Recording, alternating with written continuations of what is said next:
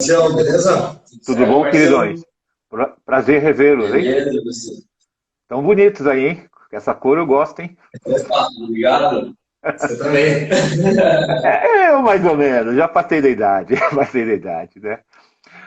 Bom primeiro apresentar vocês dois, né? Que eu tenho certeza que acho que a maioria conhece, mas não custa eu mostrar para o povo que está fora do eixo, né? E não saiba quem vocês são. Olhando para a tela, o da esquerda é o Felipe Bicudo, né? Tem origem, ambos têm origem do Curitiba, da base do Curitiba, né? O Stefano já é de uma família conhecida Padilha, eu conheço o Stefano desde criança, né? Como conheço o tio, o pai, a irmã, a mãe, todo mundo possível. Quer dizer, o Stefano tem uma Ô, louco, Marcelo. longa história. Eu não sou tão velho, eu que eu comecei muito cedo que nem vocês.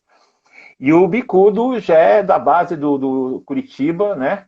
E com menos, por volta de 30 anos, vocês estão aí num projeto maravilhoso, né? Que é o Melina com o Michel. E eu queria saber o seguinte de vocês, primeiro, né? O quanto fez vocês mudarem? Vocês ainda podem jogar, têm idade para jogar, mas de repente escolheram para ser treinador, preparador físico, entrar num projeto longe de casa, porque teoricamente é alguma coisa, uma, uma, um processo de querer correr. Eu quero mais ouvir vocês do que eu falar, tá bom? Fiquem à vontade. Quem quiser começar, fica à vontade.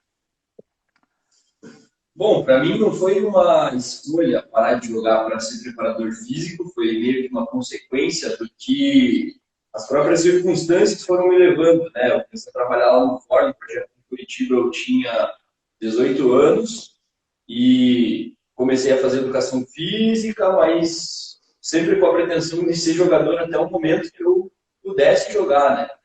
Só que acabou acontecendo de muitos treinos, muitas coisas assim, eu não poder comparecer depois de formado, por compromissos profissionais, ficar cada vez mais como treinador, porque quando eu morava em Curitiba, além de trabalhar com Curitiba Rugby, dava personal para fazer dinheiro extra e esse tipo de trabalho, e acabava não conseguindo treinar no ritmo que eu gostaria com o time. Então as circunstâncias foram me levando a cada vez mais ser um pouco mais treinador do que jogador. Até o momento que. Mas eu cheguei a jogar até o Campeonato Brasileiro do ano passado, pelo Curitiba, eu estava disputando partidas e campeonatos, mas aí com a vinda para cá, fica ainda mais distante, vendo que a gente ainda não tem uma formação adulta. Deu uma caidinha o sinal, mas daqui a pouco está voltando. Eu não estou ouvindo vocês dois, tá? Deu uma caidinha de sinal aí. Vamos ver se volta.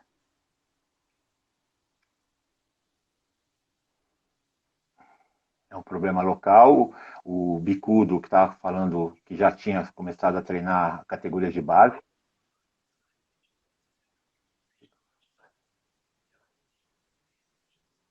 Sempre foi, né, meu objetivo de vida, mesmo que sem saber durante muito tempo, trabalhar com o rugby.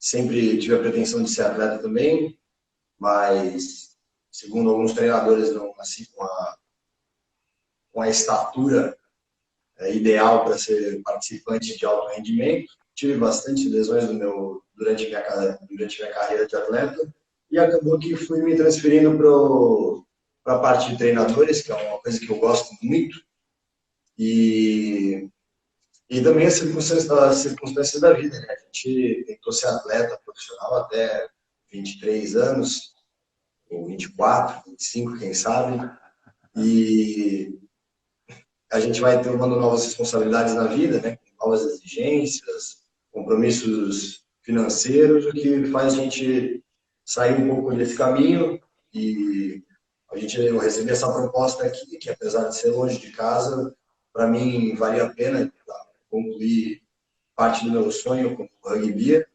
e achei que seria muito interessante vir desenvolver uma região do Brasil, né, que é o Centro-Oeste, que ainda não era tão forte e fazer parte desse rugby fora do eixo. Legal, é uma coisa legal de vocês dois, que os dois participaram de clubes, né, de formação de clubes, né, lá do Curitiba, primeiro, depois foram para a seleção, tiveram oportunidade na seleção, pelo alto rendimento. Ambos viajaram para o exterior e tiveram experiência no exterior, o Bicudo no Grenoble, né, na França, né, e o Stefano nos Estados Unidos, duas ligas completamente diferentes e opostas, uma com muito fundamento de rugby e outra um pouco mais de complemento social. Isso também traz alguma coisa para vocês de bom? Porque tem muita gente que pergunta, eu quero jogar fora. É possível, né? Eu pergunto a vocês. Olha, é possível. Talvez não no primeiro nível, né? Muitos já tentaram jogar no primeiro nível de outros países, é muito difícil, mas é possível sim. Posso falar pelo que eu vi, né? Eu acho que tranquilamente o brasileiro pode se encaixar numa terceira divisão francesa, talvez. A gente vê alguns brasileiros jogando fora também. Tem, inclusive, alguns colegas que jogaram no clube aqui do Brasil e em outros clubes do Brasil que jogam na Argentina em bom nível do intermédio, a primeira divisão argentina. Então, de certa maneira, é possível sim. Talvez não tanto porque a gente não tem um desenvolvimento tão grande. Então, a gente precisa ser muito bom fisicamente, tecnicamente, taticamente, para chegar no primeiro nível internacional, que a gente diz, mas em níveis um pouco mais baixos, acredito que é possível sim. Eu vou dar o meu exemplo dos Estados Unidos, onde foram no ano passado alguns atletas do Pasteur esse ano, né, estavam lá, né, no mesmo clube no qual eu tive a oportunidade de jogar e tive a felicidade de me destacar, como todos eles fizeram lá também. Eu acredito que os Estados Unidos seja um mercado bastante aberto para os atletas brasileiros, porque, por incrível que pareça, o rugby lá não é muito difundido e não é um esporte universitário. Então, não transforma ele em um esporte interessante para as pessoas, já que essa é uma baita de uma porta de entrada nas universidades.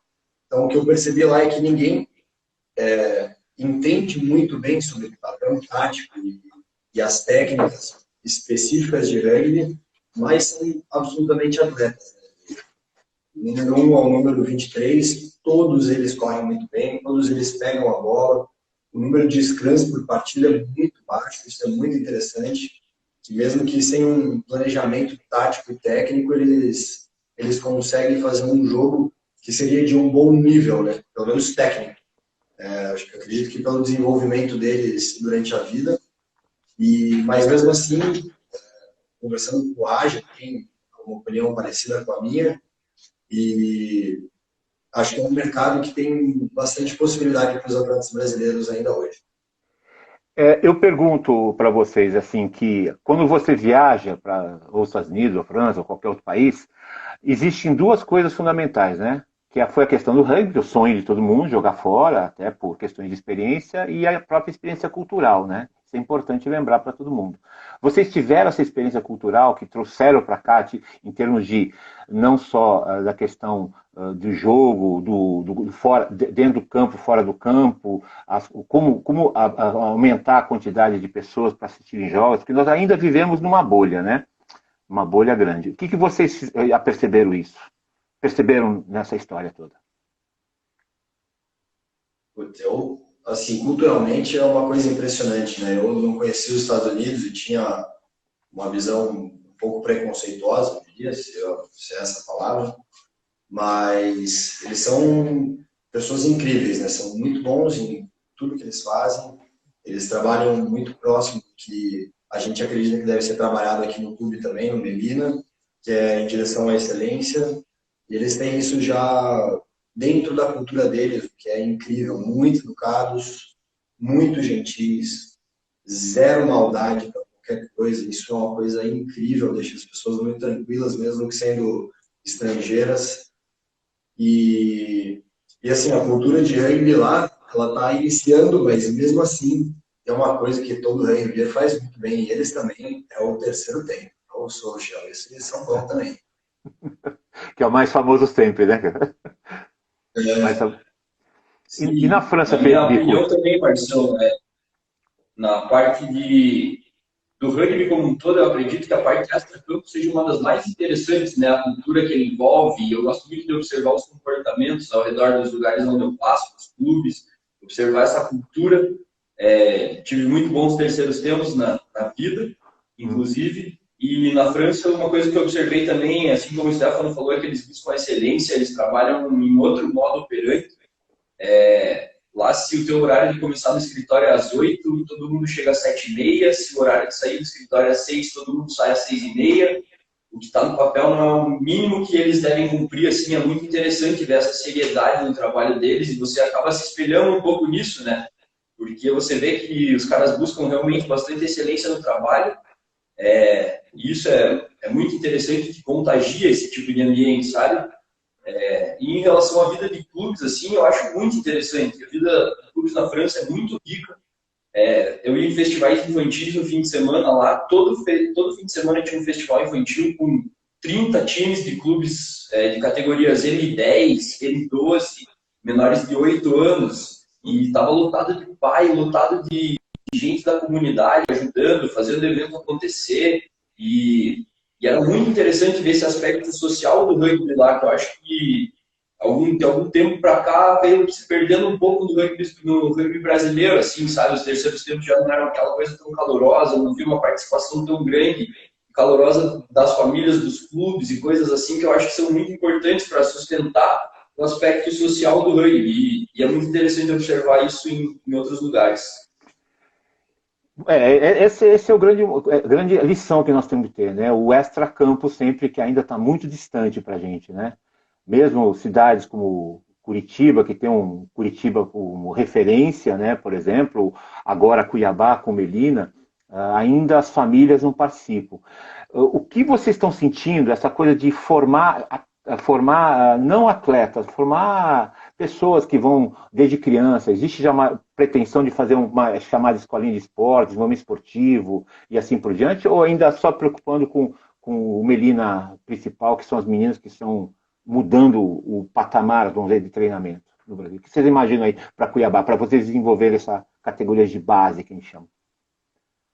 Né? Se tem uma escolinha... A gente tem um pequeno empecilho que foi ensinado pelo meu pai, né? Que é o brasileiro, ele não tem a cultura de clube, né? Não sei se por uma questão de não precisar ou se não pode, mas a gente não tem essa coisa do meu amigo do clube, né? Em São Paulo ainda tem um pouco mais, porque São Paulo tem a necessidade desses espaços sociais esportivos, mas de maneira geral a gente tem poucos clubes brasileiros, né? Eu digo clubes sociais, mas assim, a ideia é que a gente consiga fazer um clube social de rugby, inicialmente.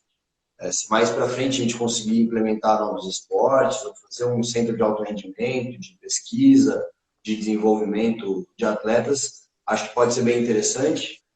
Essa é uma conversa que eu já tive com o Michel algumas vezes também, mas a gente só fica matutando mesmo. Mas na parte de base, hoje o nosso objetivo ele é mais educacional do que esportivo. Eu acredito de verdade que se você aplica o rugby de maneira educacional durante a vida inteira de um atleta, ele naturalmente vai se transformar em um atleta, né, na vida de uma criança. Começando com uma parte bem lúdica, depois implementando treinamentos, competições. Aquele que quiser ser atleta, ele já vai ter o mais importante, que é, na minha opinião, que é a educação do pensamento de atleta. Mais do que um bom físico e uma altura, acho que esse é o trabalho que a gente está fazendo na categoria de base. Só concluindo, Marcelo, eu acredito que o pensamento do Stefano é muito coerente em relação a isso, a gente pensa igual. Pelo seguinte também, né, o rugby, muitas vezes ele não é para todos, como eu falei ali, no primeiro nível internacional, mas ele é para todos de alguma maneira, né? O World Rugby já prega um pouco disso, que você pode não ser um atleta de altíssimo rendimento, mas você pode se tornar um árbitro, você pode ser um atleta de um pouco menor nível, você pode ser um dirigente esportivo, você pode ser um fisioterapeuta. Então é incentivado esse envolvimento com o rugby. Se você faz o rugby social, né, nunca de um projeto com crianças, 100% delas viram atletas de rendimento. Isso é uma consequência do processo. Mas se nesse processo você conseguir atingir elas de maneira que você contribua de maneira positiva para o desenvolvimento dessa pessoa, seja motor, cognitivo, intelectual, social, de qualquer uma dessas maneiras, você já cumpriu o seu papel como educador. E daí pode ser que você surjam alguns atletas do alto rendimento. Então é muito importante a gente entender isso, que o rugby tem que ser trabalhado de maneira lúdica, divertida, mas com os valores muito aplicados, também de determinada maneira séria, para que os valores fiquem bem fundamentados e essa cultura consiga ser aplicada. E daí o alto rendimento vai ser uma pequena parcela disso tudo, que eu acho que é importante a gente entender também.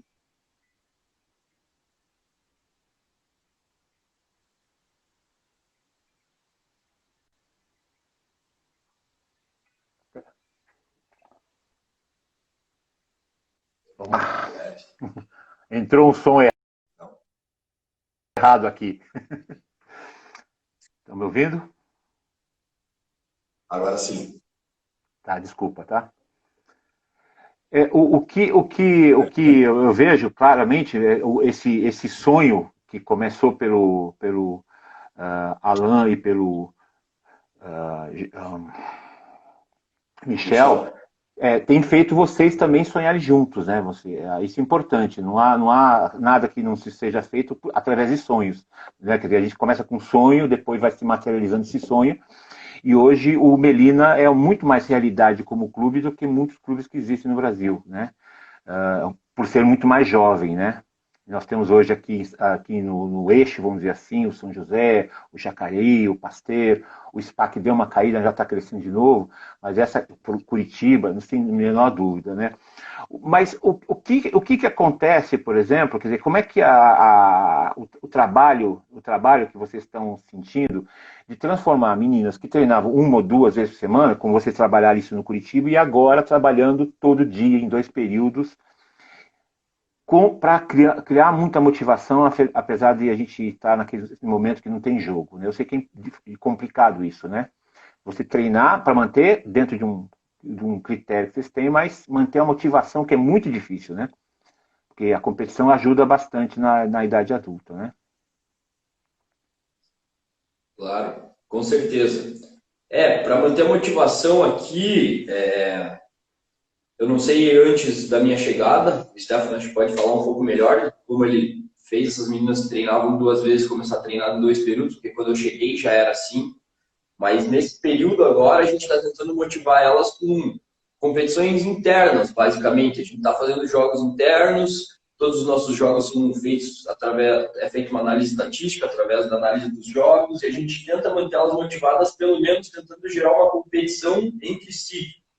Nesse momento também a gente está bolando junto à psicóloga aqui do Melina Rugby, a Pamela Graça, a gente está bolando um plano de gamificação nesse período. A gente vai criar alguns games e tentar algumas estratégias da psicologia do esporte para manter elas motivadas também, já que o período está se estendendo bastante e é maior do que eu basicamente imaginava anteriormente, sem jogos.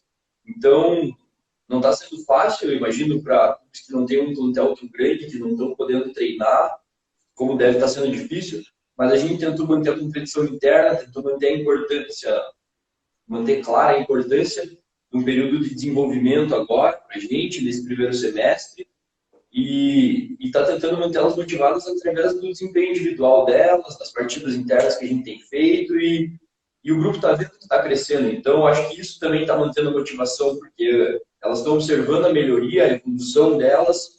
Isso também motiva você a continuar trabalhando, a trabalhar mais. Acho que isso também faz parte do processo.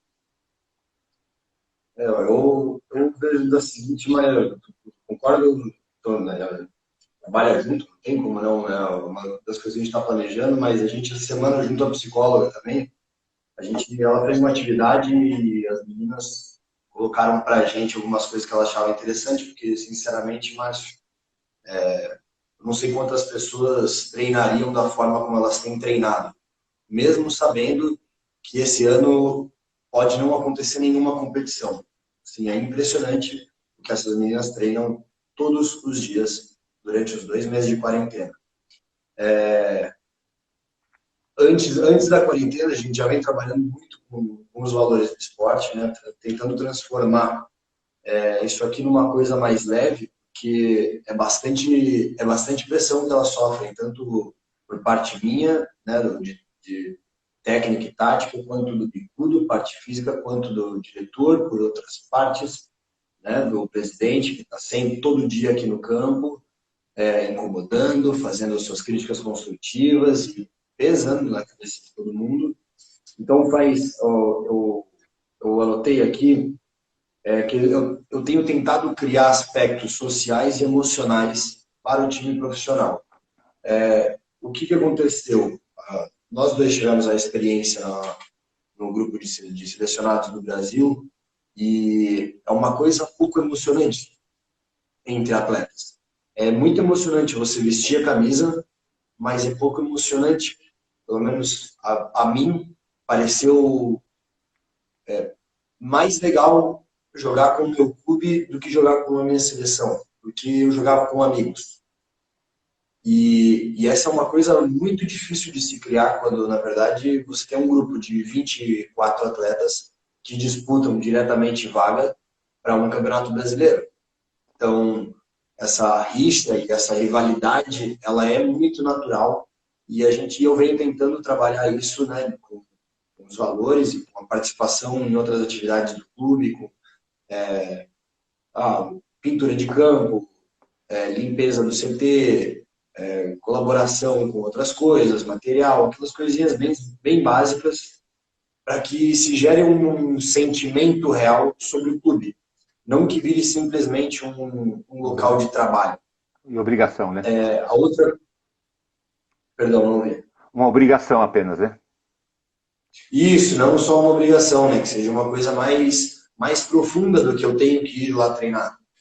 E a outra coisa é que eu, Bicudo, a gente tem essa possibilidade, obviamente, né? Pela estrutura que a gente tem aqui em Cuiabá, mas a gente simplesmente não mudou nada. A gente continuou os nossos dias e o nosso planejamento, seguindo à risca o que deveria ser feito e treinando como se a gente tivesse uma competição amanhã. Entendi. Então, o nosso planejamento, você conhece nossa sala de planejamento, ele continua acontecendo normalmente. A gente continua trabalhando mais horas do que deveria, planejando mais coisas, usando criatividade.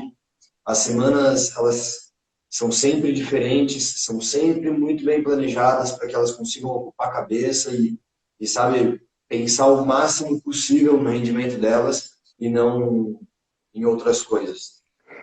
Acho que é basicamente isso. Quer dizer, então mostra claramente uma dedicação, né, de todos os lados, né, do lado administrativo do clube, que é visto pelo Michel como símbolo, o técnico, que são vocês dois, e a esportiva, que são as meninas, e os agregados que percebem da importância. O que, assim, quando eu estive aí, a minha grande esperança foi que a sensação que elas tinham uma fome de jogar. Né? Tinham suas limitações, obviamente, né? Mas é ter uma fome de jogar. Isso é muito importante. Né? Ter fome de querer jogar, de melhorar, de aprender, de ouvir, de falar e assim por diante. Então, essa dedicação que me chamou bastante atenção.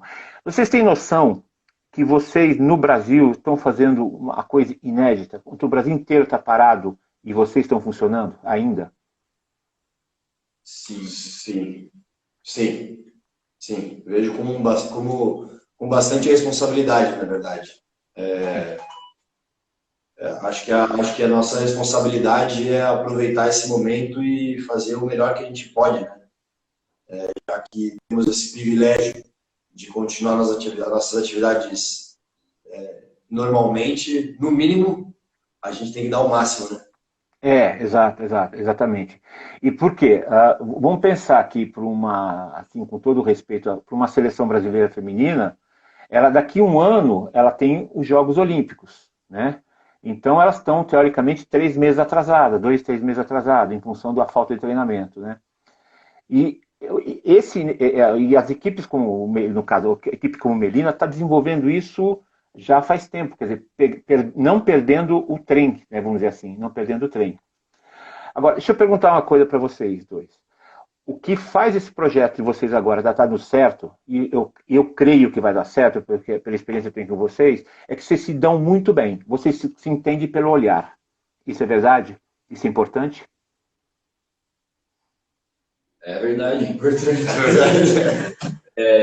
Sem querer colocar nada sobre isso, né? Da conexão que eu tenho com o Stefano. Eu, particularmente, comecei a jogar com 14 anos e foi engraçado que eu joguei pelo time da escola, E o meu primeiro jogo contra outro time foi contra o time que o Stefano jogou, que na época era uma espécie de um selecionado. Não, era o Curitiba Rugby que a galera não treinava mais. Exato, era alguma coisa assim. Foi a minha escola contra um encatado e o Stefano estava jogando do outro lado. Eu lembro dele desse dia já. E alguns meses depois desse jogo, eu acredito, ele começou a treinar junto com o grupo da escola que eu treinava, e a gente treina junto desde 2006, se conhece desde 2006.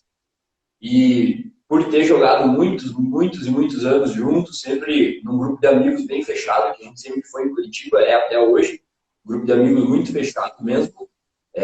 A gente tem essa comunicação, tanto de coisas dentro de campo, quanto em coisas de relação pessoal, profissional, a gente se conhece bastante bem. E isso ajuda muito, sabe? Tem coisas que eu chego para dizer para ele e ele diz a mesma coisa para mim, porque como a gente tem uma formação técnica, tática, esportiva, cultural muito parecida, muitas vezes a gente pensa igual e concorda bastante.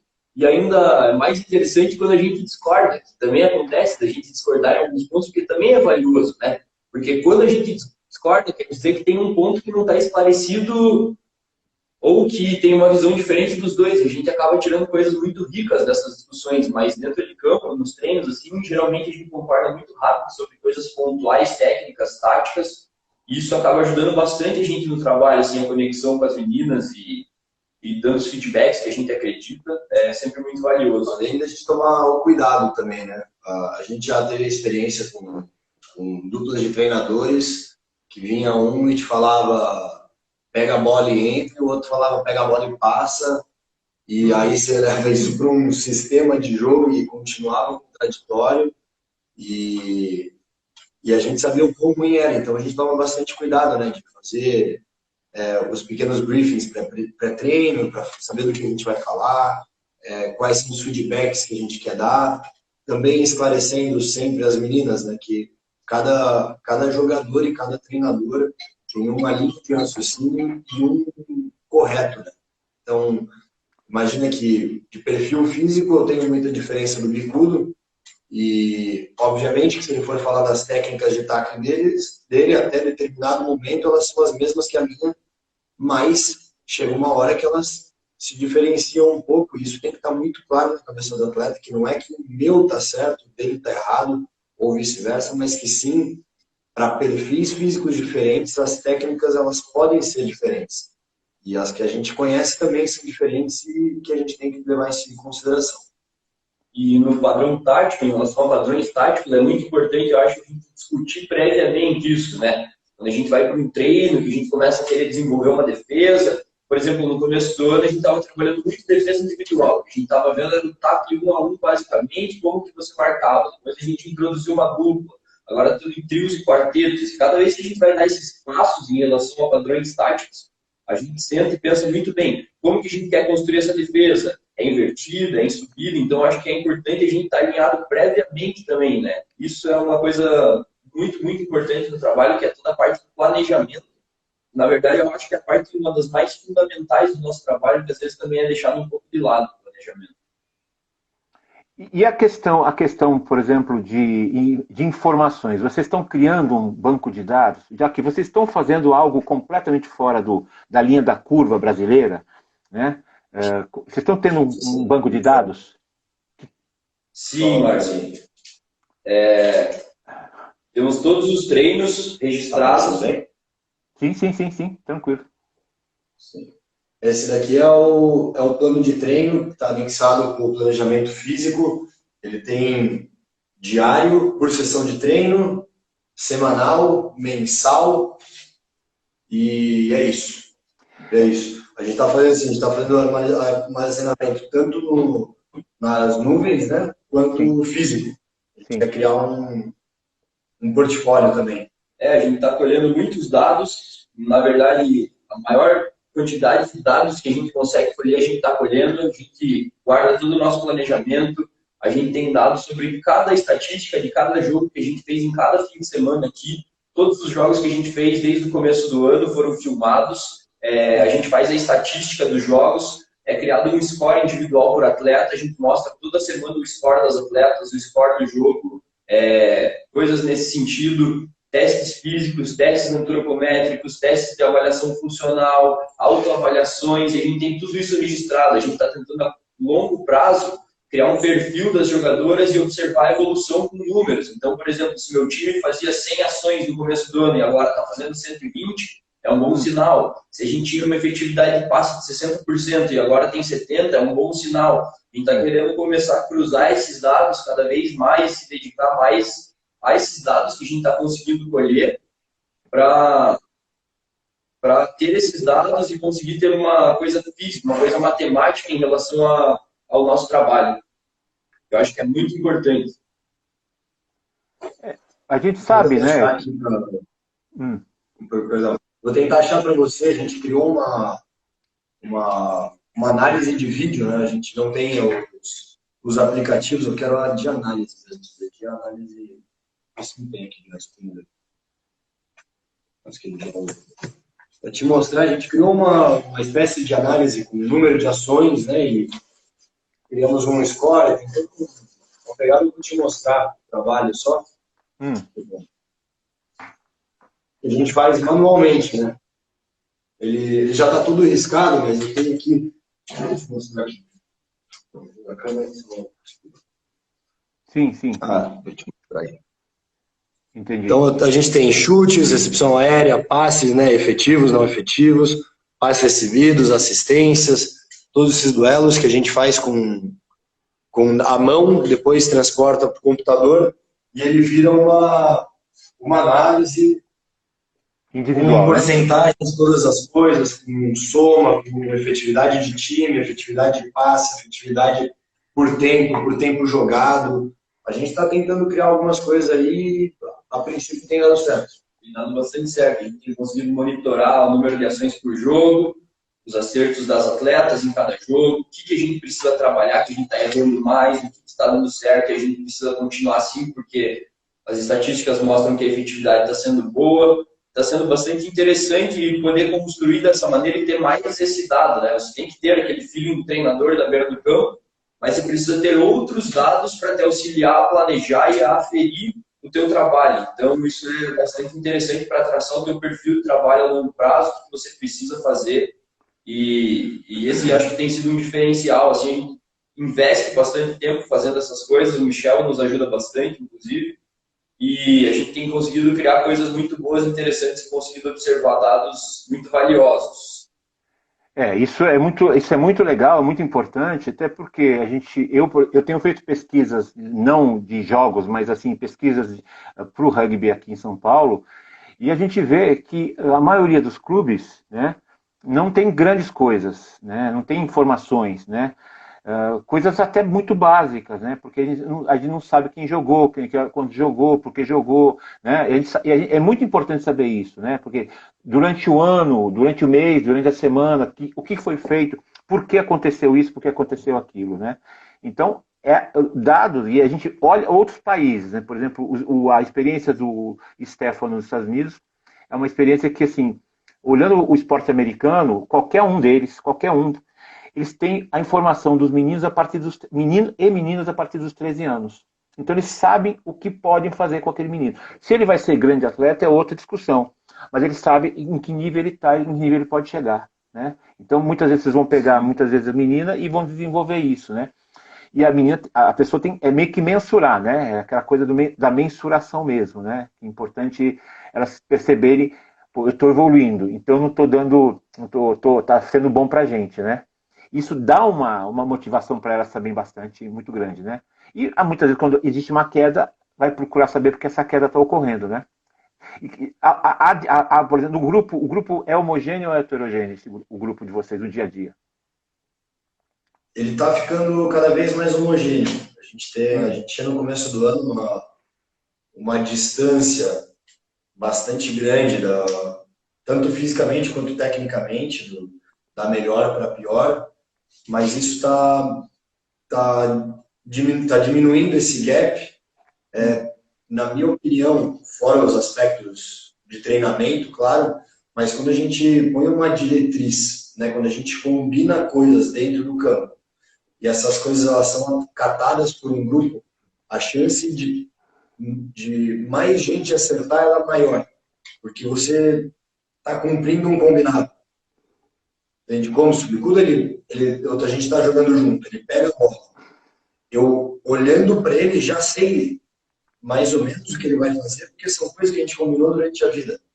E talvez que a disciplina tática, né, dentro do jogo, isso aumentando, está diminuindo o nosso gap entre as melhores e as piores atletas, que a gente não tem piores, a gente tem as menos melhores, agora que elas estão ficando muito boas fisicamente. Isso faz a diferença, né? Isso faz a diferença, né, Bicudo? Com certeza. Muito. Inclusive, no caso de atletas jovens, né? Porque às vezes há uma pressão bastante grande. Tem atletas que pegam um grupo que tem 17 anos e jogam com meninas de 25, 28 anos. Que não é uma diferença considerável, física, técnica, tática, né? De maturidade. E no começo do ano a gente viu que tinha uma diferença bastante grande, assim, com o tempo. A gente foi vendo, essa menina já não deixa mais ultrapassar, a gente já está jogando de frente com essas meninas, então o grupo está ficando cada vez mais homogêneo. Acho que essa é a tendência também quando você padroniza o treinamento por muito tempo, né? E a gente pegou muito pesado, pelo menos na parte física, nesse começo de ano. Você começa a chegar um pouco mais perto ali do que todos começam a ficar treinados, vamos dizer assim, né, Marcelo? Bem treinados, né, fisicamente. Então fica mais homogêneo o negócio, porque todos estão seguindo o mesmo planejamento por um longo período de tempo. É natural que as diferenças comecem a se atenuar. No ponto de vista do treinamento, está bem resolvido. E os outros pontos de vista? Por exemplo, o psicológico, vocês têm uma psicóloga que trabalha bastante com vocês, né? A parte nutricional é outra coisa muito, muito, muito importante. Está havendo um acompanhamento, uma preocupação, já que existem meninas de todas as classes sociais e cada um, obviamente, tem sua qualidade, a sua deficiência, e está sendo feita alguma coisa com isso? Alguma preocupação? Eu não entendi muito bem. Se há uma preocupação Marcelo, nutricional.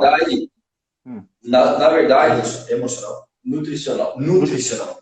Na verdade, nessa parte, o que acontece aqui é o seguinte: todas as meninas recebem plano de saúde, elas têm direito ao plano de saúde junto com um contrato de trabalho pelo Melina, e elas estão consultando com nutricionistas dos planos de saúde. Por enquanto é o que tem dado certo para a gente ainda não criou toda a estrutura que a gente precisava, digamos, na parte médica e nutricional.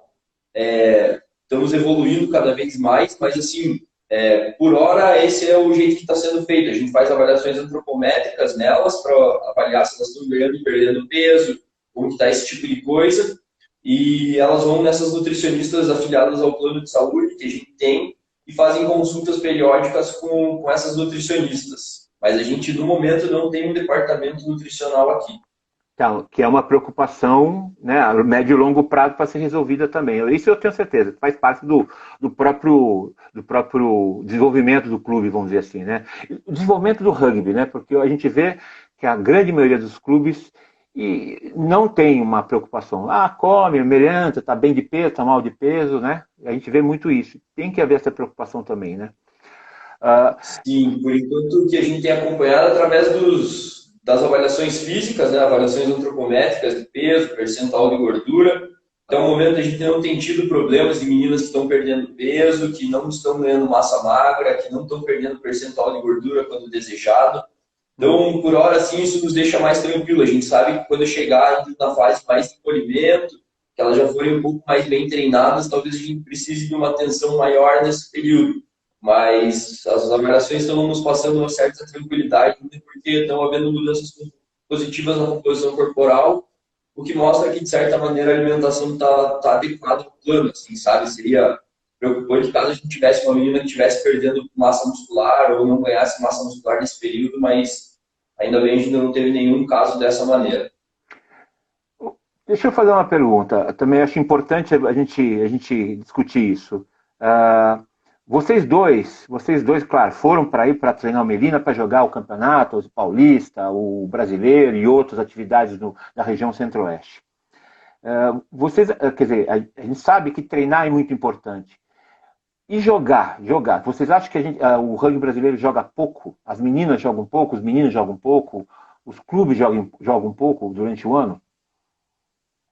muito pouco. A gente teve uma primeira live com o Milha um tempo atrás e ele fez uma pergunta parecida. Eu acho que é o que mais falta. A gente, tanto o feminino quanto o masculino, a gente tem um calendário bastante reduzido, né? Principalmente quem está fora do eixo, né? A gente não vê muita oportunidade de jogo. Nós aqui em Cuiabá estamos bastante longe, né, de jogos com um nível nacional alto e com certeza joga um pouco. A medida que a gente tomou aqui em Cuiabá foi jogar todo final de semana de 2 a 3 jogos, que seja um jogo treino, mas que elas tenham a possibilidade de aplicar o que vem treinando durante a semana nos finais de semana. Bom, por exemplo, qual a lição que a gente tem nessa história de jogar, né? Por exemplo, eu vejo muito, eu queria também saber a opinião de vocês, a gente vê que o jogo traz o quê? Muitas vezes o erro, o acerto, né? E sem jogo, sem erro, sem acerto, você não tem como treinar para saber o que eu tenho que corrigir. Você acha que, no fundo, o Brasil não desenvolve externamente porque joga pouco? Os jogadores não só jogam na seleção, que treinam muito bem, mas fora que eles não tem essa coisa de jogar no clube dele, em condições piores, né? Que muitas vezes não são melhores condições, mas muitas vezes podem ajudar também a desenvolver? Você entendeu a Claro, eu pergunta? acredito muito nisso, Marcelo. Muitas vezes você vai jogar e já aconteceu isso em seleções juvenis diversas vezes. É muito comum, principalmente em seleções juvenis, e acho que inclusive na adulta e em clubes brasileiros, quando a gente vai jogar com um clube de fora, isso é uma diferença muito nítida, que os caras têm muito mais vantagem de jogo que nós, né? A gente joga pouco na vida. Isso traz uma falta de malandragem para gerenciar o jogo, uma falta de cacuete algumas vezes, sabe? Tático e técnico, saber em que momento cadenciar o jogo, quando está ganhando, saber desacelerar, quando está perdendo, saber acelerar sem perder a bola. E são lições valiosas que você só aprende em partidas. Quem tem 200 partidas nas costas tem vantagem com quem tem 50, né? Então, menos treino, mais treino. Exato, o número de partidas é muito mais determinante, eu acho, para performance direta do que o número, às vezes, de sessões de treino. Você olha que em algumas equipes muito boas, profissionais, os caras fazem 3, 4 dias de treino na semana, treina segunda, terça e quinta, num nível basicamente leve, porque joga todo sábado. Então, o estímulo forte do cara é o jogo. Cara, tem países que jogam 40 jogos por ano, enquanto no Brasil a gente não tem essa oportunidade, 40 jogos de 15, né? Então, isso, somado em 5, 10 anos de desenvolvimento, dá uma diferença muito brutal. E falta muito para nós essa malandragem, essa coisa do jogar. É engraçado que a gente no futebol é só assim, né? Difícil um brasileiro que teve muito treino de futebol, mas todo mundo jogou muito futebol. Em compensação, no rugby a gente é totalmente o contrário. A gente só treina e nunca joga, né? Então, isso eu acho que é uma coisa que a gente ainda tem que pensar sobre. Porque a gente quer jogar sempre no campo bom, no campo perfeito, nas condições perfeitas, né? E não jogar em condições boas também faz a gente crescer como profissional, né? Isso como jogador, vamos dizer assim. Porque você, quando chega num campo bom, você sabe como resolver. O duro é isso, né? Quer dizer, no fundo, a questão é essa. O Stefano, por que, na tua opinião, não deveria ser regionalizado mais esses campeonatos? Até porque, por exemplo, você pega aí algumas cidades mais próximas a Cuiabá ou mais próximas a Brasília, jogarem, não federações Mato Grosso, Centro-Oeste, mas jogarem mais próximo para tentar jogar mais durante o ano, tentar muitas mais atividades? Eu acho que pode ser o caminho, sim, Márcio. Acho que pode ser o caminho. A gente sabe que claro que a gente tem poucos jogos também, porque a gente não tem um número de clubes, né, estruturados como a gente gostaria de ter pelo Brasil. E eu acredito que talvez seja uma boa saída a gente regionalizar, mas assim, vamos regionalizar, mas vamos regionalizar o Brasil, né? Sim. Porque a gente teve essa ideia no Super 16 de 2000. Do ano passado, eu acho. 17, não, do ano passado. talvez. Do ano passado. Ano passado. Mas regionalizaram 3 regiões, né? Sim. A gente não tem o Brasil regionalizado. A gente sabe há um bom tempo já que a Bahia tem um belíssimo trabalho de rugby de base, muita gente joga rugby lá e não tem oportunidade de trabalhar no cenário nacional. O Melina também já vem com um bom trabalho há um bom tempo e tem espaço porque é o feminino, mas o masculino não ia ter espaço. A gente até pensou em entrar, mas na Taça Tupi, mas também você bate com o aspecto da federação, que aí não é confederado, e aí você não tem árbitro para isso, e aí, então talvez a regionalização seja o melhor aspecto. Eu acredito de verdade que a união faz a força, né? Você vai deixar estados, né, independentes, né, dentro de uma confederação, se você pode unir eles e trabalhar de maneira coletiva para um objetivo comum, que é o rugby. Porque a gente tem, por exemplo, aqui em São Paulo, é só um exemplo, né? Algumas cidades são mais perto do Mato Grosso do Sul e do Paraná do que de São Paulo mesmo. Então, e muitas equipes ali não jogam tanto em função disso, né? Por exemplo, o Pé Vermelho é mais próximo, talvez mais próximo um pouquinho lá de Presidente Prudente, Rio Preto, né? Rio Preto é mais perto do Mato Grosso do Sul, que poderiam fazer atividades ali entre eles, né? Gastando menos, talvez, desgastando mais, né? Outra coisa importante que eu acho que é legal a gente falar aqui, por exemplo, é claro que o Melina tem um grande apoio de um apaixonado e sério chamado Michel Leplus. Ele é apaixonado e sério ao mesmo tempo, né? Não é só apaixonado nem só sério. Mas os clubes faltam o que para eles? Né? Você que teve a experiência do Curitiba, que é uma organização boa, né? Mas o que os clubes acham que tem que ser? Só um time? 15 jogadores, 23 jogadores, uma camisa e vamos jogar? Né? O que eles têm que fazer, na sua opinião, já que vocês vivem um rugby profissional e diferente, tá? Eu acho que, de certa maneira, eles têm que organizar muito bem toda a parte extra-campo, sabe? Por mais amador que seja, vamos colocar nessa palavra, se você quer gerenciar um clube, por menor que o clube seja, entendeu? Comecei um clube hoje, somos em 12.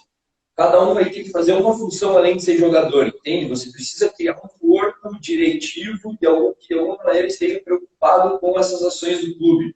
Então, não sei, um pode ficar responsável pela infraestrutura do clube, que vai ser a pintura e cortar a grama. Outro vai ficar responsável pelo registro de atletas. Pode ser com coisas muito simples, mas você tendo esses departamentos organizados, você consegue gerenciar por menor que seja o teu projeto. Sobre isso é muito interessante falar. Eu sempre gosto de valorizar o trabalho do Toledo, do Paraná, com o Trash, a amiga deles que chegaram lá. Estão fazendo uma organização diretiva, ainda que muito amadora, muito certa, que está fazendo um trabalho que está dando certo no Toledo lá. Eles estão conseguindo fazer o clube crescer, estão tendo categorias jovens muito boas por essa organização, por esse trabalho assumido extra-campo, que dá para ver que eles estão fazendo os jogadores comprar esse projeto e fazer também um pouco do trabalho extra-campo. Claro que se a gente for falar daí de coisas maiores, organizações maiores, por exemplo, vamos citar o Curitiba, chegou uma hora que a gente precisava ter um cara que a gente contratava de fora, que era especialista em fazer projeto para a lei de incentivo do esporte do Ministério Federal, porque a nossa capacidade já extrapolava isso, mas toda a base era formada por veteranos que estavam envolvidos de alguma maneira. Isso também dava certo, sabe? Eu acho que os clubes precisam criar departamentos bastante organizados, com voluntários, a princípio, e depois isso, se puder ser expandido, é muito bom.